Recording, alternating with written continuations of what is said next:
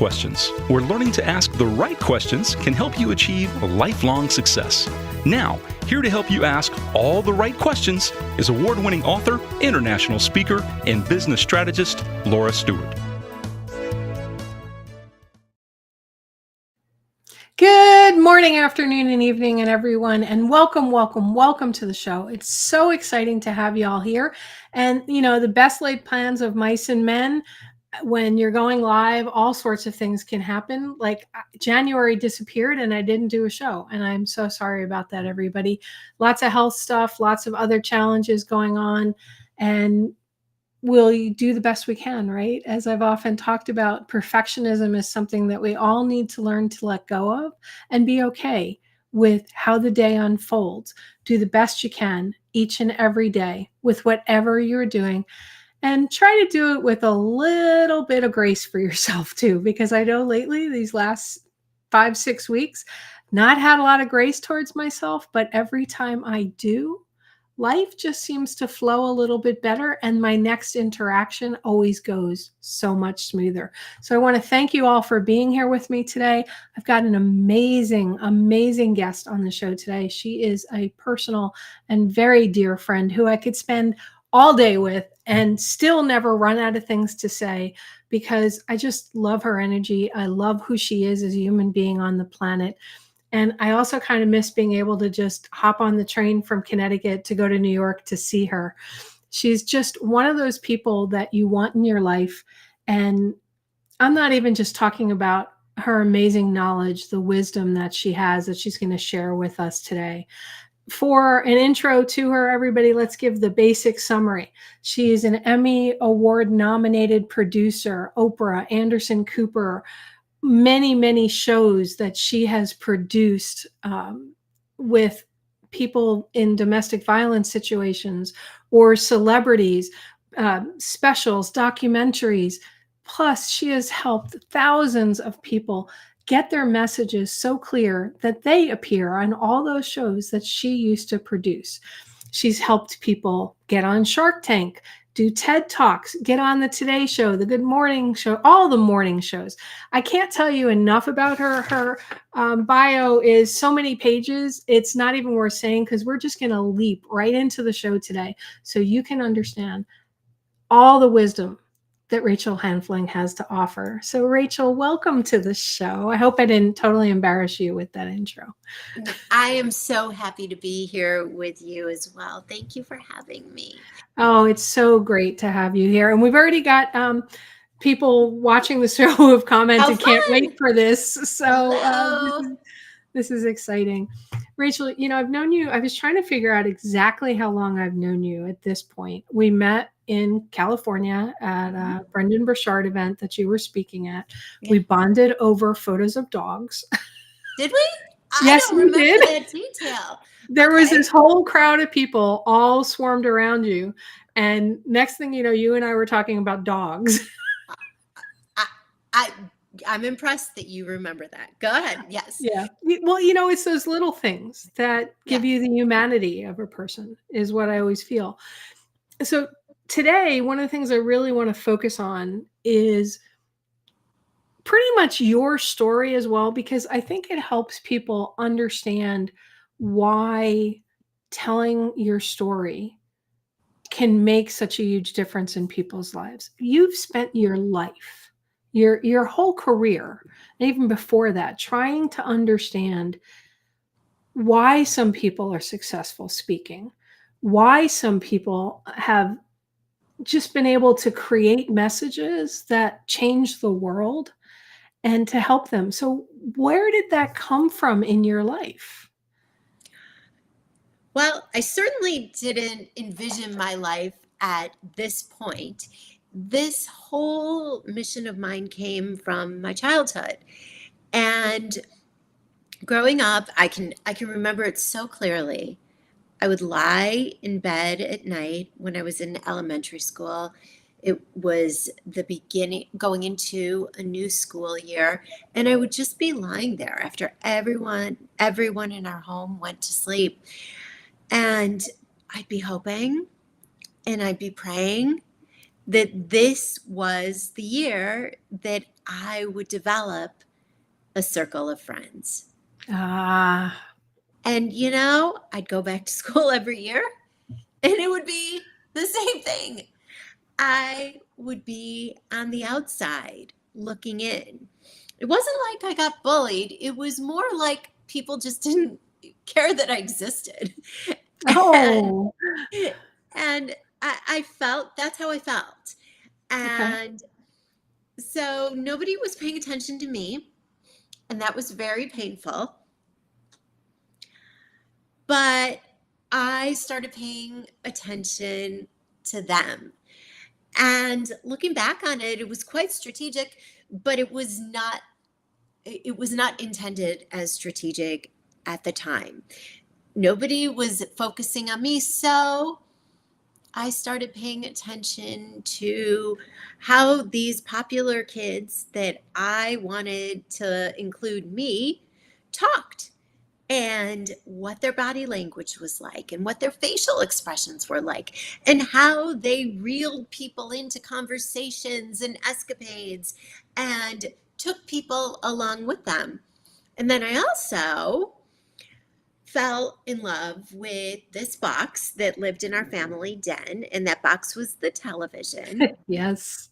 And every night at 6 o'clock, as we waited for my father to come home from work, my mother and my sister and I would watch the evening news.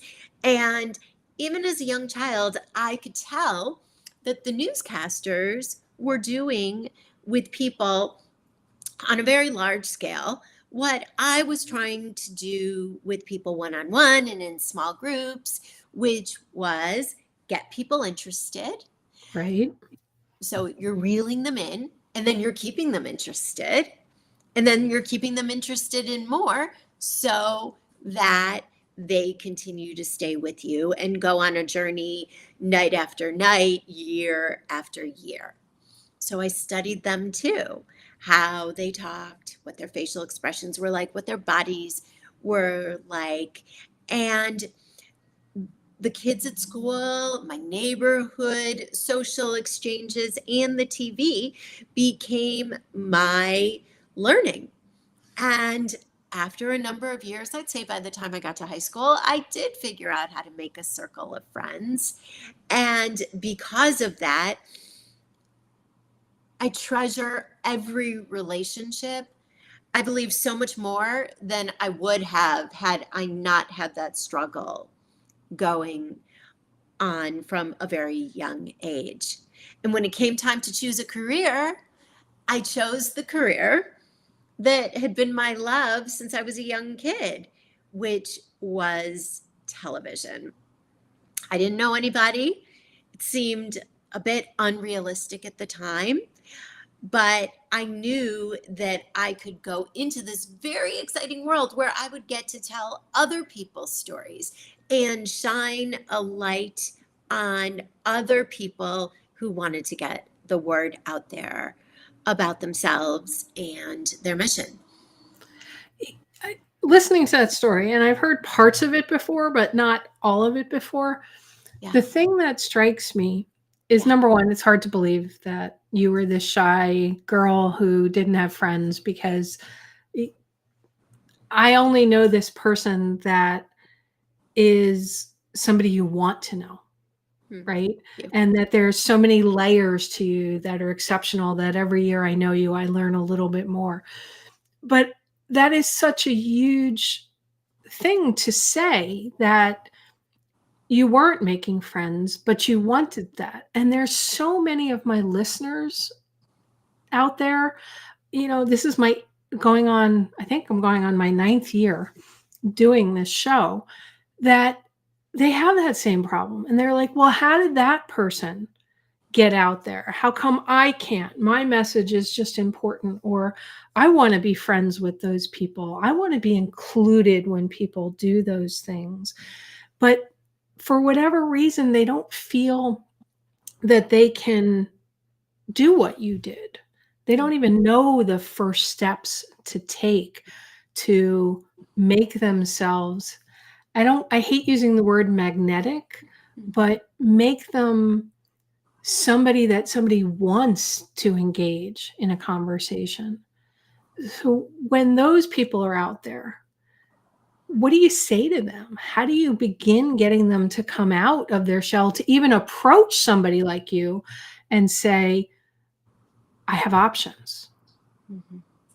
Well, there's so much there in what you just said, and thank you for saying that about me. I I actually like the word magnet because it's describing what's actually happening. And without getting too geeky, the way I Well, think you of know I'm it, a geek, so go geek. It's fine. okay, yeah, I think being a geek is a great thing. Yeah. I Okay, so if you think about physics, right? Every interaction has an equal and positive. I might be messing up the physics of it because, to be honest, I'm not a physicist. But let me tell you about communication because that I do know. Okay. In every communication, you are either drawing people towards you or you're pushing them away.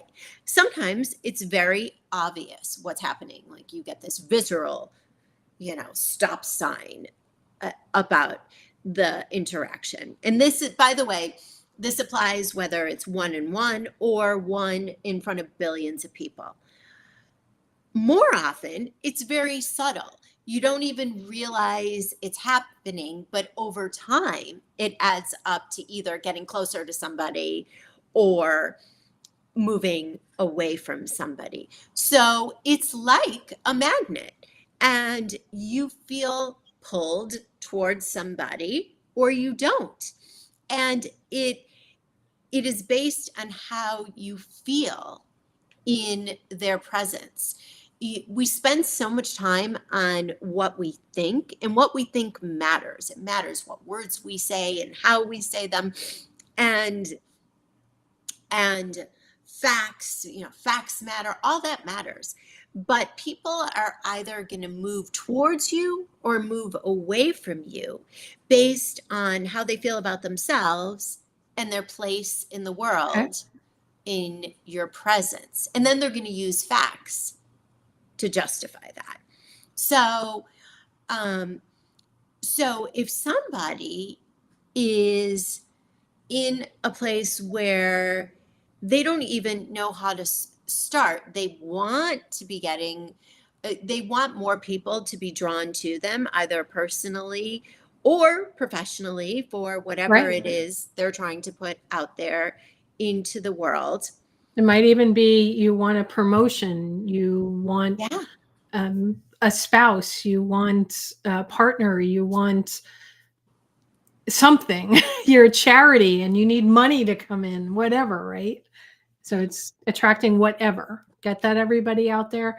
It's not just about getting media. This lesson that Rachel's talking about applies to all areas of your life. Okay, go ahead, Rachel. Absolutely. It does apply to media. Let's say you want media attention. This absolutely applies to media. It applies to if you want to be a keynote speaker, or if you're a leader at work and you want to up level your leadership skills so that you can get your team to do what you want them to do and Right. be a cohesive team.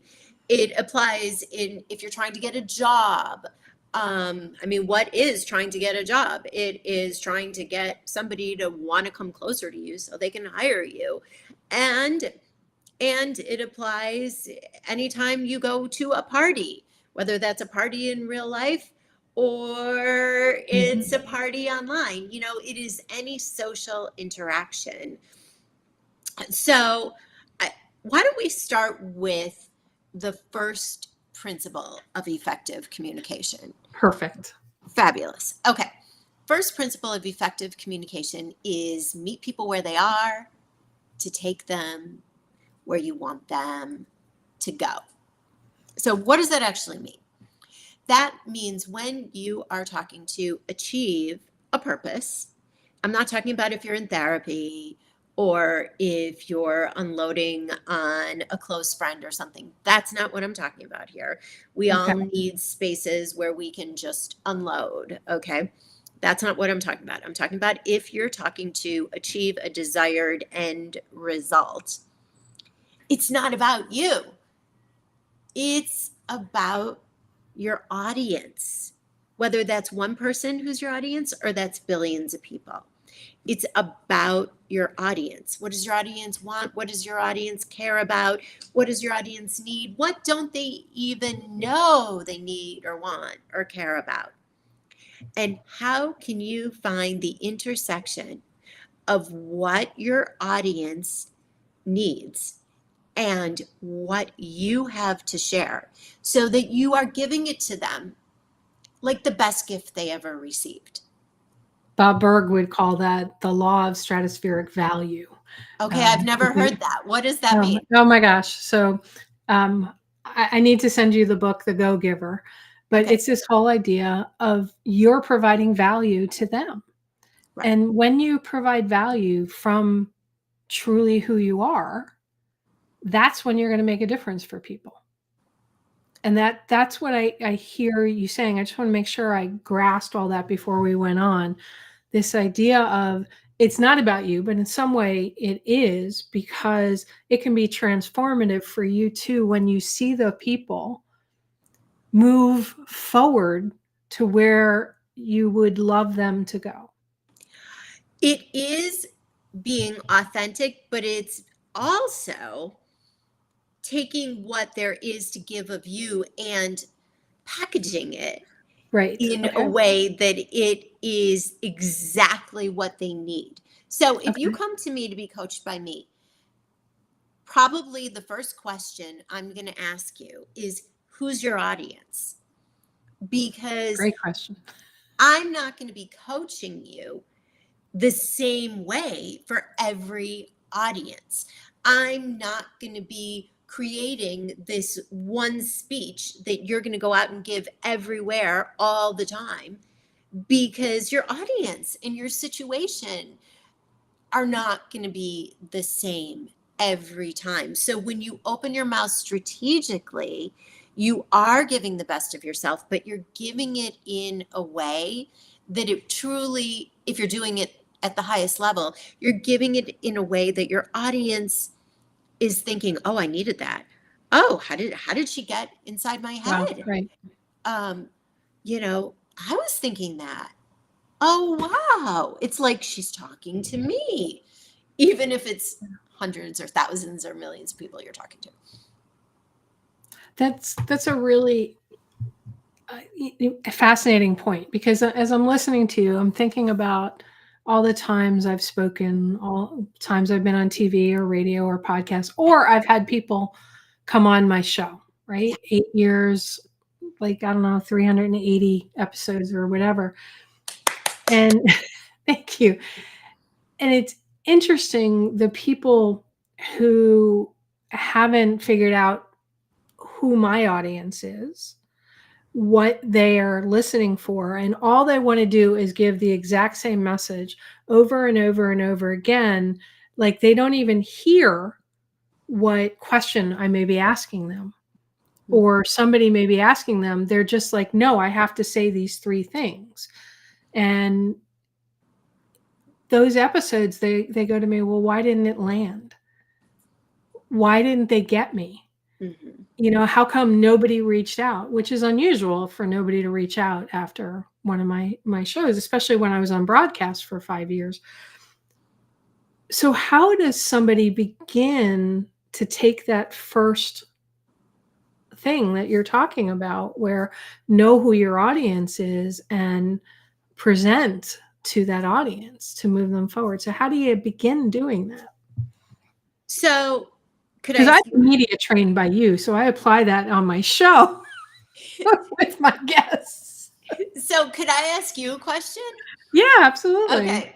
So when you're interviewing somebody who fits that description that you just gave, how does that feel to you as the host? Frustrating. Very frustrating. And not only frustrating, I'm trying to think of the right word for it. Angry, right? Because it was obvious that they don't care about my show or my audience. They just wanted to, it felt like I was being used by them. And I consider it an honor to have guests on my show and expose them to my listeners. So it felt like they just didn't care. And I want to be texting them saying, take a break in your sentence. Let me get a word in edgewise and ask you a question or try to reroute you. And sometimes I've wanted to end the interview. When I was live on broadcast, that wasn't always an option to say something. I did say to one person, I'm sorry, you're not allowed to advertise on my show. You have to provide value. And the person was like, I don't know what to do. Okay, so I think if you were to put all those feelings in a bucket, Right. that's in the bad bucket, like the bucket that Yeah. you don't want to be doing, right? Right. Yeah. Okay, so when you are appearing on someone's show, the first audience that you have is the host, and then but that's not all. You have multiple audiences, and the next audience is the listeners. And people know, like they know in their gut when they're being talked at instead Right. of connecting. And when you feel like somebody is just reverting to their talking points and trying to sell you something, I believe that people have this visceral just no, it doesn't feel good. When you feel that somebody's giving to you with an open hand and an open heart without expectation, even though it is a strategy, I mean, I want to be clear, it is a strategy. Right. But when you feel that somebody is doing that, giving to you, that feels good. And then you, more often than not, whether now or 10 years from now, you want to give back. And that's why that's actually principle number 2 of effective communication: give. And, often people, when I say that, they'll say, well, I also need to sell. Right. And you do. Because you're looking for media to sell something, Right. whether it's a world change, whether it's a widget, whether it's a bottle of smart water, whatever it may be. Right. Okay. Right. So whatever it is you're selling, and it doesn't have to be a monetary exchange, as you just said, whatever it is you're selling, when your audience feels heard, listened to, seen, valued, loved, and I'm actually saying loved because love doesn't always have to mean romantic. When your audience feels those things, they're more open to what it is you want to give. But if you're talking at them, or you're talking down to them, or you're pushing them, they're going to want to move away. So it's selling without hard selling. That's one way to put it. It's so interesting because in my training with people, I actually am training people to sell, but I personally don't love using that word. Okay. So what Not word? that there's anything wrong with sales or anybody who sells things, but I believe that the act of being sold doesn't always feel good.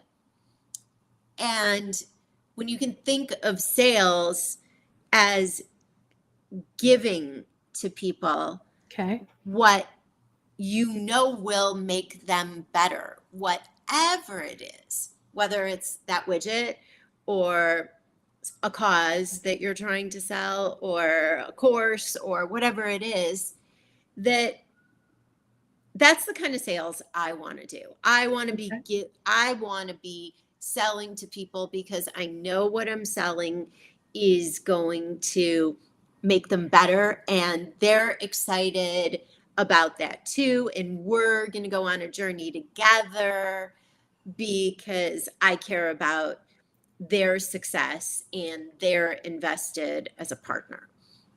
Now, a lot of times when you get media, unlike my show, which is a longer format, you Right. may only have 5 to 10 minutes at the most to get in. We've only talked about two rules here so far, right? To effective communication. I mean, how do you get all this stuff in? And I know there are more. And at the end, we're going to have a link, everybody, that'll be for those watching the video live stream. You'll see the link come across. And in the description, once we go to podcast, I'll also have the link there for everybody. So go ahead, Rachel. Okay, so it's funny you mentioned that. It was probably intentional knowing you, because the next rule of effective communication is simple is smart. So there are 3 principles of effective communication: meet people where they are to take them where you want them to go, give, and simple is smart. Meet people where they are to take them where you want them to go is the big overarching principle. Any problem you're having in communication for the rest of your life from this point forward, if it's not going well, you can come back to that principle, and that principle is the solution. And give and simple is smart are the 2, I'd say, subcategories of that amplify number 1. Simple is smart.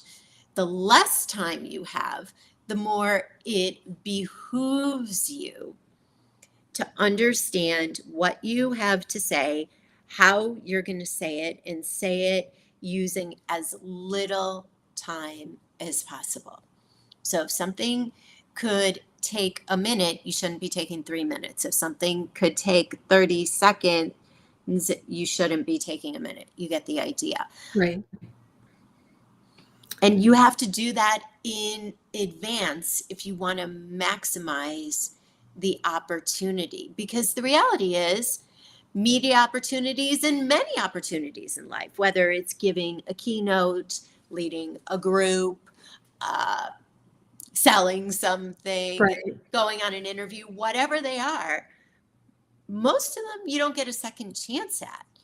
And it behooves you to do the work before so that you reap the rewards that you're hoping to get from the opportunity. And it can be really frustrating when you have this tremendous opportunity and it just doesn't land the way you wanted it to.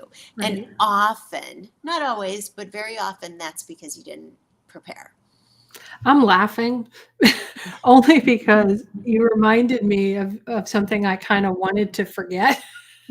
Oh no, what was that? I did really well with it though, right? I was speaking at an event and I wasn't the keynote at that event, but I was one of the main speakers. And as I'm getting ready to walk on stage, I get approached by the event coordinator's person saying she would like you to cut 15 minutes. We're 15 minutes behind, and she knows you're the only person that can help us make it back up. I only had a half an hour. And she told me, as I'm like about to be, the guy's introducing me, I need you to cut 15. And I did. Well, instead of 30 minutes, I did 17. Pretty good.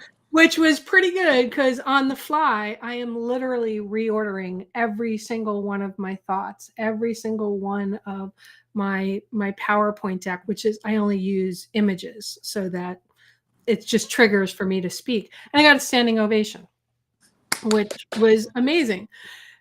But I'm laughing because obviously I didn't go there at that event to speak in front of I think there were a couple of thousand people, and expect to have to cut my thing by half.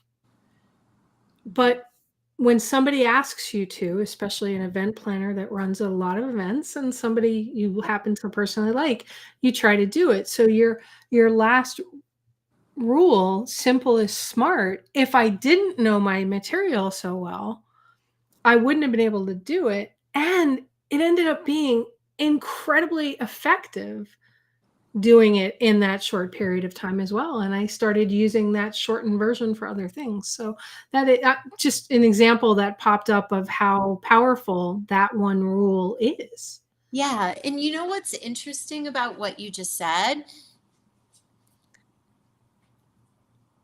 Thinking of what you have to say and your message like an accordion. Okay. When you're thinking of your message, there are many manifestations of that message. There's the message that's a sentence, there's a message that's 30 seconds, there's the message that's 17 minutes, there's the message that could be 60 minutes. And understanding that the goal isn't to get your signature talk down and then that's it. It just kind of goes in a box and you cart it around everywhere you go. The goal is to be so comfortable with what you are sharing that you understand how to tailor it to wherever you are and whatever your need is, and be able to adapt on the fly. And because you show up, you're not I have my talking points, I've memorized my whole speech, okay, I'm going to go and deliver it. You were not doing that. You were able to shorten your speech and have it be successful. However, if you had just crafted this 30-minute speech that you memorized and then you were going to go out there and deliver that, most likely you would not have been able to adapt. I definitely would not have been. Yeah. Yeah. And I actually had a blast. I mean, doing it, including the one time that I literally fell on stage. And You I'm wearing, fell? oh What yeah, happened when you fell? my heel caught, on the big risers where there's multiple pieces. My heel caught on a separator, and I was so happy I was wearing pants. For the Brits, I was wearing slacks in addition to pants. I found out that pants mean something different in the UK. And I went down. What does it mean? Underwear. Really? Oh, yeah. I didn't know that. Yeah. I don't know if they still think of it that way, but I was in England for 6 weeks at a company helping convert some systems back when I did corporate. Anyway, and I said, oh, I was at this store and I bought pants. And all the guys looked at me like really weirdly. And I went, okay, what did that mean to you? Right. And they said underwear. And I went, no, I bought slacks. Got it. And it worked out really well. But knowing your material and being willing to roll with the punches very much sounds like all three of those combined. Yeah, it really is. And the interesting thing about it is it's possible somebody's listening to this or watching us and thinking, well, that sounds obvious. Meet people where they are, to take them where you want them to go, give, and simple is smart. Like, that's so simple. And it is. The reality is also that the more and more you master it, the more successful of a communicator you become, no matter where you're communicating. So I'll have students that'll work with me for years and years, and something maybe doesn't go the way they hoped, because when you put yourself out there, you are going to fail sometimes or not meet your own expectations. And so we'll reassess what happened. We'll do a postmortem. And the first question is always like, okay, what do you think was going on with your audience? Were you meeting them where they were? It's always going back to that. Because when you're not being successful, that's the problem. And it's very easy to get hung up on something going wrong when you're presenting versus being able to pivot. Like when I was laying on my back on the floor on the stage and you hear the from everybody in the audience, but because I knew my audience at that point. I was like, okay, they're worried about me. The event staff's all worried about me. I was like, oh, hey, have you ever looked up at the ceiling? It's kind of cool. Yeah. And I broke the ice and it was fine. And the only reason I was able to do that was because I saw another speaker do that. Yeah. So you're actually talking about another thing as well. You're talking about being able to be in the moment, and instead of having the audience feel bad for you in that moment and feel uncomfortable, you made it funny. And then they were fine because they knew you were cool. They didn't have to take care of you, feel bad for you, and everybody could just move on. You did that well. It was quite hysterical when I got up, and I was very happy to get some ibuprofen afterwards.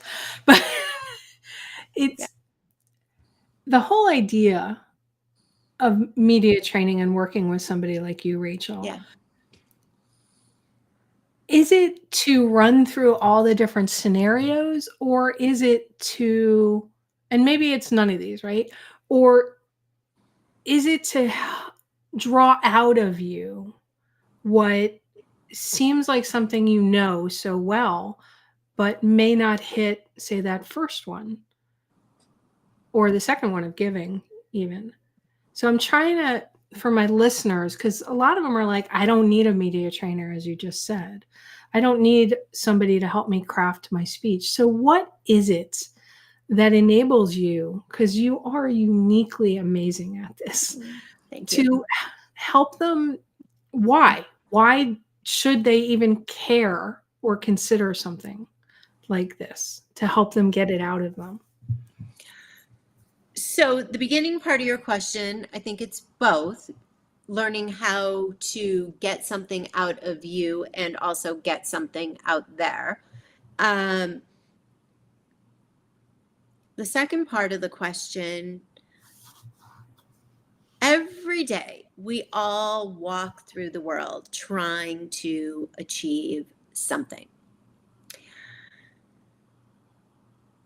Sometimes it's something huge, like a once in a lifetime kind of thing. Sometimes it's something small. If you're not getting the results you want in any of those interactions, I'm going to assume that your listeners, just like you, are really great at what they do. So if you're great at what you do and what you're doing makes sense, and yet you're not getting the results you want, what's most likely to be the problem? And that is how you're communicating it. So if you care about achieving whatever desired results it is, launching your book, launching your program, representing your company, Creating a company and getting clients. anything. Helping people with whatever. If you care about that, you care about your results, it behooves you, if you want to do that at the highest level, to care about how you share that. And when you do, and you put energy into that and you invest in that, you're honoring your audience, you're honoring yourself and what you have to give, and you then get greater results. Does that make sense? It does. Does that It land does. with you?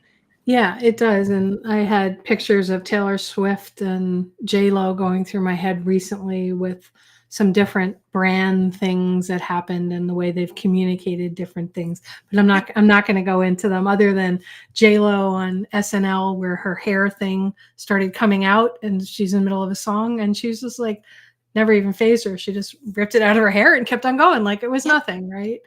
And Taylor Swift with the Celine Dion at the Grammys, and like, how do you recover from things, and looking at your messaging and branding. So with what you just said, and I know you said that we hit the 3 effective communication things. You can recover from most anything. Like, I was leading a mastermind a couple weeks ago amazing people flew in from all around the country to do exactly what we're talking about, learn how to become more visible, successfully visible, so that they can achieve whatever it is they're trying to achieve. So we're at the beginning of the day, and I'm having a hot flash. And I'm like, there's no way everybody doesn't see this. I'm sweating and we're about to start the day, right? So everybody's gonna be looking at me and seeing me sweating. There's no way around that. So what did I do? Out of the gate, I said, we're gonna see how many hot flashes I have today. And anybody, wants to take a guess at that, let's keep a log. I don't know. I said something like that. Everybody laughed. And then it was fine. Like, it was totally fine. And then we moved on. Elephant in the room is acknowledged and no power. Yeah, it was totally fine. And my photographer said to me later, I think what you did in that moment was you said, I'm human. It made them, at least this was her interpretation of it. She said, I think they liked you more and they felt more comfortable showing the human parts of themselves because right out of the gate, you showed you were human too. And so when people talk about, when people come to me, and a really common fear that people who have a fear of public speaking have is that they are going to forget everything they have to say. That can happen. Oh, it's happened. Right. That can happen. Let's say that happens. It's how you handle it in the moment.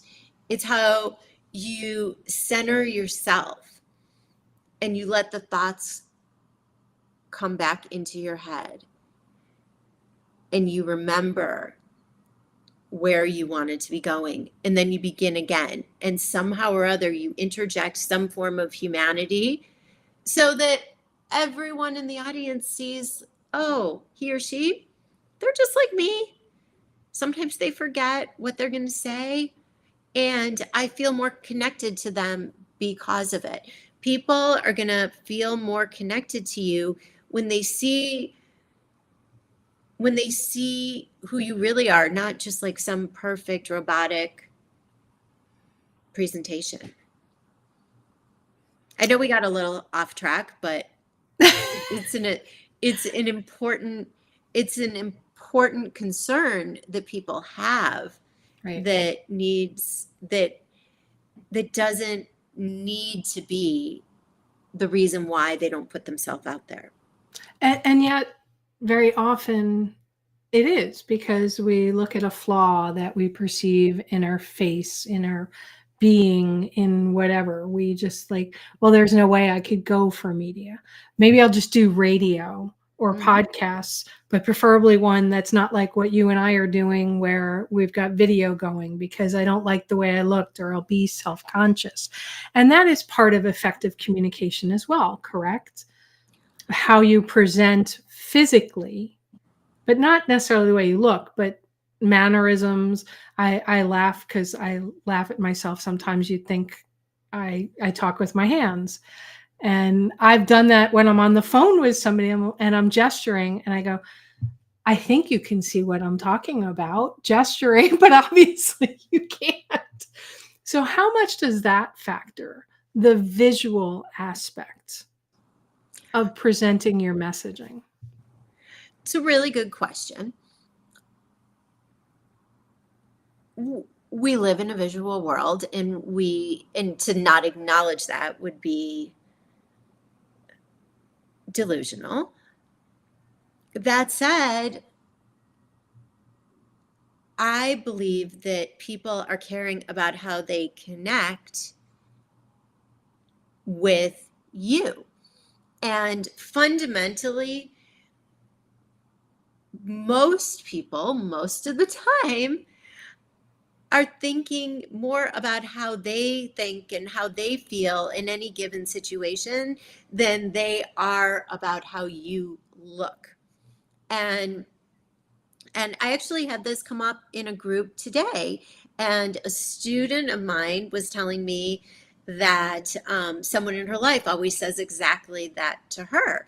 And I raised this because this is so common that people don't want to put themselves out there because of however they feel about their appearance. The reality is, well, first of all, that's a very real thing, and I understand. I really do.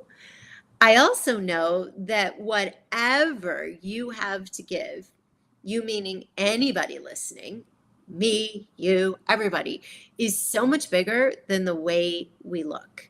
And when we can step outside that and focus on what we are giving to somebody, not our own appearance or whatever insecurities we have, we're more successful.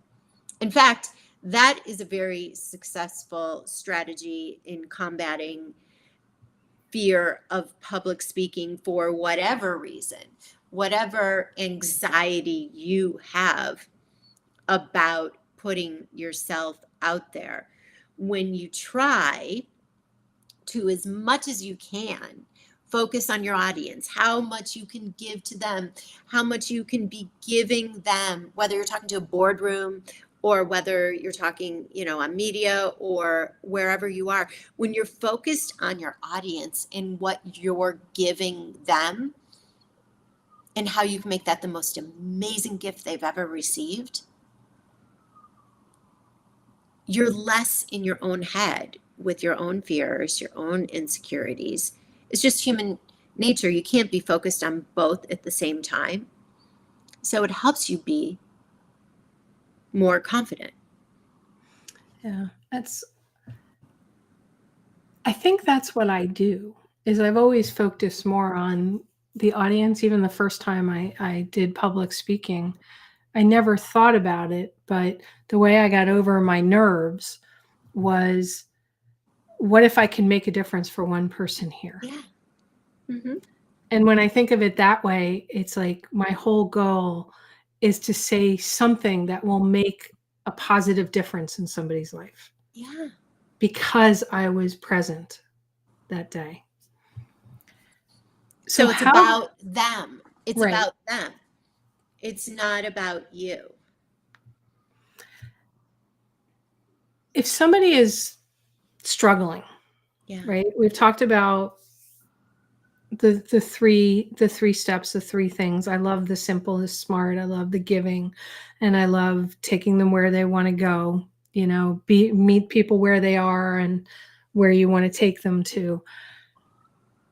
But what is a step? What is an action? My listeners are sitting here right now and they're listening to this. Maybe they're driving their car, hopefully not watching the video version while they're driving the car. They're listening to the podcast. I hope not. Which, by the way, the other day, everybody, we hit top 100 in several different countries. So thank you, everybody, for that. What's the first thing they should start asking themselves to begin crafting their messaging to help them move forward? So the first step actually goes back to something that we were talking about earlier. The first question is always, who's your audience? What does your audience care about? What does your audience want? What does your audience need? What is your audience afraid of? All kinds, understanding your audience. Then, simultaneously, or right after, you need to understand yourself. Okay, what am I trying to share with that audience? If you could ask yourself one question in any interaction, once you know who your audience is, after that, you want to say to yourself, how do I want my audience to feel in this interaction with me? And when they leave this interaction with me, how do I want them to feel about themselves and their place in the world? So then say that one more time, because that was I would say tweetable moment, but we don't do that anymore. Oh, okay. It's an Xable moment. Is it acceptable? Is that a word? I don't know. Yeah. But how do I want to make my audience feel about themselves and their place in the world, both when they're with me and when they leave me? How do I want to make them feel? So, like when I'm coaching people, whether they're new to me or whether they've been with me for a long time, I want them to feel lots of things. But I would think the most overarching thing I want them to feel is that it is possible for them to be better.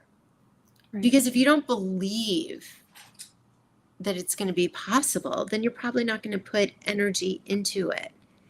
And so I want people to feel their own possibilities. I believe that people are capable of so much more than they often know they are. Right. So think about how you want your audience to feel, and then ask yourself this question. And the feeling part is more important than this question, but this question is important too. Then ask yourself, okay, so the person leaves the room, they leave the conference, they leave wherever it is that they leave this podcast. What is the one thing you want them to remember? So they turn to their friend, and their friend says, well, what was that about? What are they going to say in one sentence? And set that as an intention before you go in. And then you work backwards from there. Okay, you know how you want your audience to feel. You know what the one thing is that you want them to remember. And you work backwards from there. When I'm talking to people, I want them to understand that learning to speak effectively is a skill. Like anything else, some people are born with more talent than others. But learning to speak effectively is something anybody can do, no matter what amount of talent or lack of talent you start with. And just like anything else, learning to walk, learning to swim, you can learn to be an effective speaker with the right training and the right practice and, sustained over time. I feel like that's a perfect place to end. I mean, that was so eloquent and so perfect. I was going to ask you the question, what do you want? What's the one thing you want people to take away and remember? And you just did that. Oh, well, you think you're a media trainer. You actually did. You kind of teed it up and, But I will say, anybody who listens to your podcast, they're getting a crash course in how to interview. So often, I mean, there are many great interviewers, so I'm not taking away from other people. I just want to highlight you. You do your research going in, and then just like a great speaker, you let the conversation unfold instead of being married to a list of questions that you might have had going in. So you have these ideas going in because you did your preparation, which allows you to do a great interview, right? But if the interview takes a turn that you didn't expect, or something else is super cool, or whatever it is, you, just like you were in that speech that went from 30 to 17, you're ready to pivot. And that's what makes an interesting interviewer and an interesting podcast. Well, thank you. That means the world coming from you. So thank you. Well, it's just true. Oh, I appreciate that very, very much. And I appreciate you being on the show. And I told everybody at the beginning that there was something that you were going to offer that they can just go to, and all anybody has to do is, enter their email address to get it. You've covered a number of things today, but I love what you're offering to people to help them get started beyond what we talked about today. So I'm going to post it up on the video underneath, and then I'm going to let you talk about it. So it's rachelhanfling.com/5 minutes. So www.rachelhanfling.com/5 minutes. Yep. Tell us And my about it. name is a little bit tough to spell. So that's RachelHanfling.com/5 minutes. And why should you go there? Because when you go to that site and you enter your email, you're going to get a video from me that forwards the conversation that you've been listening to in this podcast. It's only 5 minutes, but it breaks down in that short period of time. It breaks down some really important points so that you are more impactful every time you speak. Whether your hope is to get media attention, whether your hope is to be a great speaker, whether your hope is to sell something or lead somebody, wherever you are opening your mouth. And I would love to have you receive that. That's great. And we didn't even get into how to pitch or anything like that. You've got tons of programs, tons of courses, lots of information on your website for all of that stuff. Yeah, Yes. I mean, you've helped craft for many, many people to get exceptional recurring appearances on media. And they can go to that, or they can reach out to you from your website. What's the best way for them to find you? You can find me through that same link, rachelhanfling.com/5 minutes. And you will be connected into my website where I send all kinds of fabulous information and tips that'll help you become a more effective speaker. And reach out to me personally as well if you would like. Great, because you're so much about helping people shine their light and shine the light out in the world. And that's one of the things that I think in this day and age is even more critical every day, is for each of us to shine our lights to help the world. I couldn't agree with you more. Learning how to be an effective speaker is critical in any time, but I feel that right now, where we are in the world, it's even more urgent, because when we speak, we want our speech to land so that we can achieve what we want, and we don't want to push people away unnecessarily or hurt people unnecessarily. We want to be able to connect so that we all can be better. So everybody, you can learn how to connect. Go to rachelhanfling.com/5 minutes.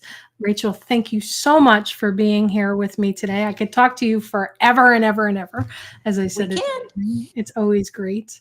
It is an honor to hang with you. Thank you. And hug your puppy for me and say hi to the boys. All right. I will. Right. Thank you again. I hope you got a lot out of that, everybody. It's always special having Rachel on the show, whether you're using it because you want to get media attention or to be more effective in your relationships, in business, whatever it may be. I hope you take what she said to heart. Think about the 3 things. If you cannot remember the 3 things, play this over again. And also go to rachelhanfling.com/5 minutes. And she's there to help you like I am. And remember, everybody, at the end of the day, the right questions can change your life. So what are you asking today? Have a great day, everyone. Shine your light.